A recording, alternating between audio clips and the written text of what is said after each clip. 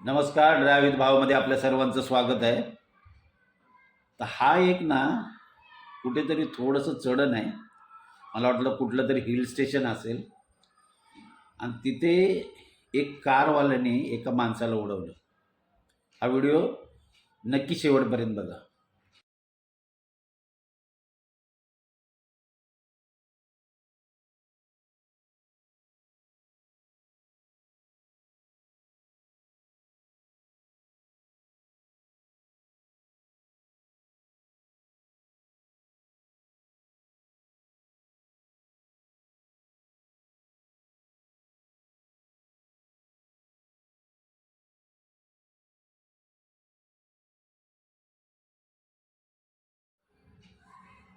तर हा व्हिडिओ बघितल्यानंतर ना मी त्या व्हिडिओच्या कॉमेंट्स सगळ्या वाचल्या.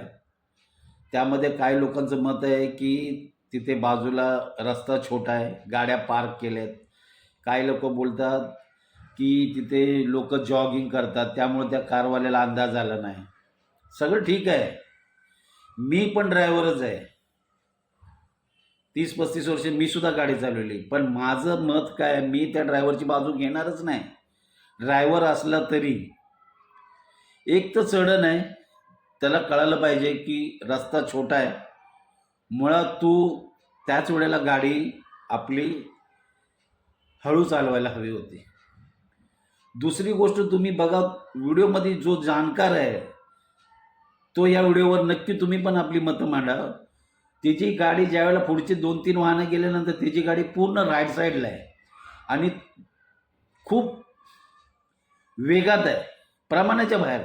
अशा रहदारीच्या रस्त्यावर तुमची गाडी इतक्या वेगात तर नकोच नको.